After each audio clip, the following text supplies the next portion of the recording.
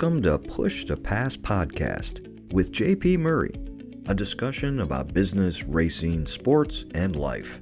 This podcast delivers insights on what makes businesses, teams, and people successful based on real-life business experiences. Following a career with America's largest associations, JP Murray founded the Murray Company, one of Washington, D.C.'s most successful consulting firms.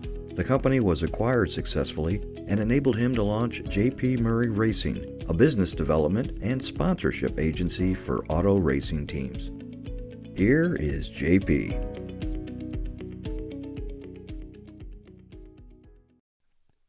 Thank you so much for listening to episode 50. I'm pleased to provide this new podcast after my original series, Association Hustle, had more than 310 episodes, and I think you can still find that and listen to some of that content. But this podcast kind of got wrapped up in the business sale of the Murray Company, and I couldn't continue it. So now, 50 episodes in, I'm speaking more about overall business observations and reflections on my past and current experiences as an entrepreneur and now selling sponsorships for auto racing teams and drivers. This week, a friend and I were joking around a little bit, talking about our work and our activities, and he said, JP, I want to be you when I grow up. And I said, no, Betty, I want to be you when I grow up.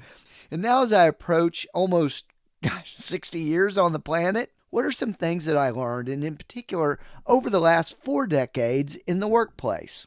So I have 7 items I wanted to pass along to you. Number 1, spend the time in the first half of your career learning what you really like doing. Then you identified you're probably really good at that, what you like, and do that as much as possible in the second half. After the first part of your career, it's usually about ascension and aspiration and climbing and getting to different places, and obviously you're growing probably financially during that time.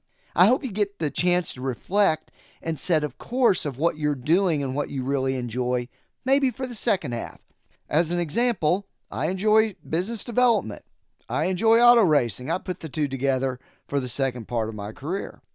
The second thing, enjoy the benefits of that work. I like the excitement of auto racing and helping teams find resources. It's hard for them to do that because they are usually racers first. But damn, it gets really expensive. And you often run out of money before you run out of talent. So one of the benefits that I enjoy is helping connect teams to resources and companies that want to grow with those teams. That's the benefit that I enjoy. And I enjoy the racing, the sporting aspect of it as well. But then third, accept the consequences of that work. Hey, you signed up for it. You signed up for the pressure. You signed up for the isolation of working on your own, irregular compensation due to commission structure. You miss other things because of the racing schedule in your life. But accept that. Understand the consequences of even things that you love and enjoy. Number 4, learn not to be entitled. This is a very grown-up thing. I've learned that the market says it doesn't care. And the market isn't always fair, but it always decides the winners and losers in business. Number 5, I became super grateful. I recognized that lots of people collaborated, helped, and supported. They had a role in it. Some of the folks you might not have even gotten along with or didn't even like you. But oh my gosh, you can't do it alone. And you got to remember that.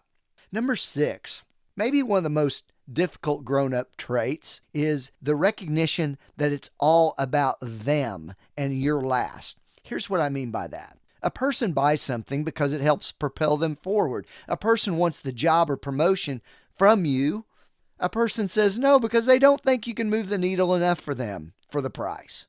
I'm not saying this is right or wrong, or occasionally decisions are made to help others, but if your basic position is the prospect, the customer, the staff member, your colleague first, and how do I structure the pitch, the conversation, the marketing for them, any kind of narrative, you're going to become much better at what you do. And now, in number 7, I'm going to mess with you a little bit because I'm going to flip that on its head. Although it is about them and it is about the audience, I think the less you care about the judgment of others, the bigger grown-up you will be. I bought things, wore things, acted in certain ways based on what other people thought. And sometimes people I didn't even like or didn't like me.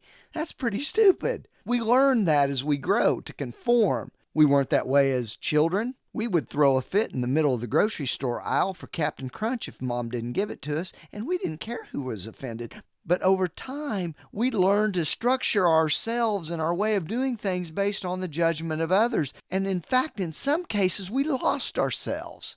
Over time, we overcompensated what others thought about us. But grown-ups can align their own values and do these other things that I've mentioned in this podcast a lot easier and a lot sooner.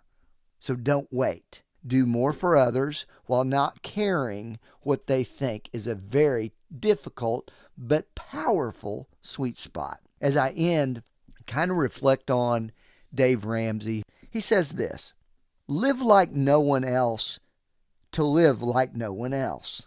Kind of what growing up is all about. I wish you the very best, and I appreciate you listening to episode number 50.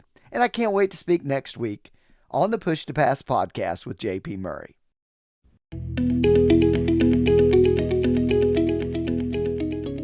Thank you for listening to the Push to Pass podcast with JP Murray, a discussion about business, racing, sports, and life. If you would like to sponsor Push to Pass, send an email to jp@jpmurray.com. Follow JP on Twitter, LinkedIn, Facebook, and YouTube. His website is jpmurray.com. Until next time, push yourself to pass the competition. Thanks for listening.